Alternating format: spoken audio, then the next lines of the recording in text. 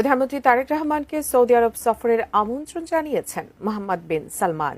আমন্ত্রণটি এমন সময় এলো যখন কয়েকদিন আগেই সৌদির নেতৃত্বে গঠিত হয়েছে 3 মুসলিম দেশের মক্কা সামরিক জোট, যা পরিচিতি পাচ্ছে ইসলামিক ন্যাটো নামে।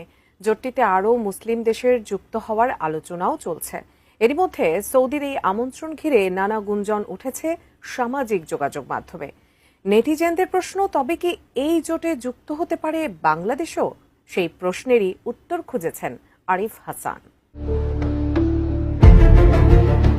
প্রধানমন্ত্রী তারেক রহমানকে সৌদি আরব সফরের আমন্ত্রণ জানিয়েছেন দেশটির ক্রাউন প্রিন্স ও প্রধানমন্ত্রী মোহাম্মদ বিন সালমান বিন আব্দুল আজিজ আল সৌদ।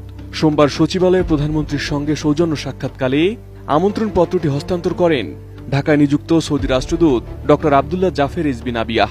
এ সময় উপস্থিত ছিলেন পররাষ্ট্রমন্ত্রী ডক্টর খলিলুর রহমান ও প্রধানমন্ত্রীর পররাষ্ট্র বিষয়ক উপদেষ্টা হুমায়ুন কবির।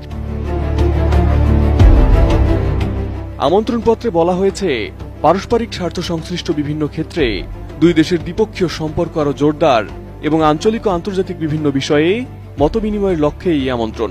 কূটনৈতিক চ্যানেলের মাধ্যমে পারস্পরিকভাবে সুবিধাজনক সময়ে সফরের তারিখ নির্ধারণ করা হবে। তবে এই আমন্ত্রণ এমন এক সময় এলো যখন চলতি মাসের 7 আগস্ট সৌদি আরব, পাকিস্তান ও তুরস্কের মধ্যে স্বাক্ষরিত হয়েছে মক্কা প্রতিরক্ষা চুক্তি। ন্যাটোর অনুচ্ছেদ 5-এর আদলে পারস্পরিক প্রতিরক্ষার কাঠামো তৈরি করায় চুক্তিটি বিশ্বজুড়ে পরিচিতি পাচ্ছে ইসলামিক ন্যাটো নামে।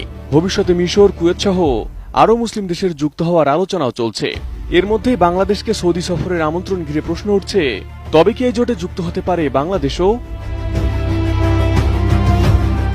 ফ্যালকন অ্যালুমিনিয়াম মাল্টিলেয়ার অ্যানোডাইজড হওয়ায় সম্পূর্ণ স্ক্র্যাচ প্রুফ। Falcon aluminium. জোটে সৌদি আরবের বড় শক্তি, অর্থনৈতিক সক্ষমতা, উন্নত পশ্চিমা অস্ত্র।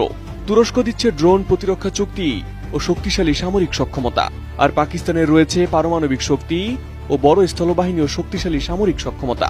এদিকে বাংলাদেশ যুক্ত হলে ঢাকার বড় ও প্রশিক্ষিত স্থলবাহিনীর পাশাপাশি যুক্ত হবে জাতিসংঘ শান্তিরক্ষা মিশনের দীর্ঘ অভিজ্ঞতা, আন্তর্জাতিক পর্যায়ে সামরিক কার্যক্রম পরিচালনার অভিজ্ঞতা এবং প্রশিক্ষিত জনবল।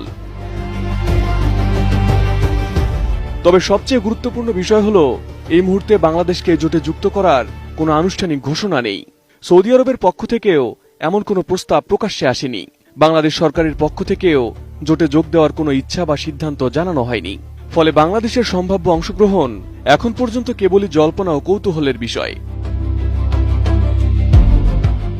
তবে সৌদি নেতৃত্বাধীন নিরাপত্তা কাঠামোর সঙ্গে বাংলাদেশের সম্পৃক্ততা একেবারে নতুন নয়। গত 30 জুলাই সৌদি আরব লোহিত সাগর কেন্দ্রিক একটি বহুজাতিক সামুদ্রিক নিরাপত্তা জোট গঠনের উদ্যোগ নেয়। হুথিদের হামলা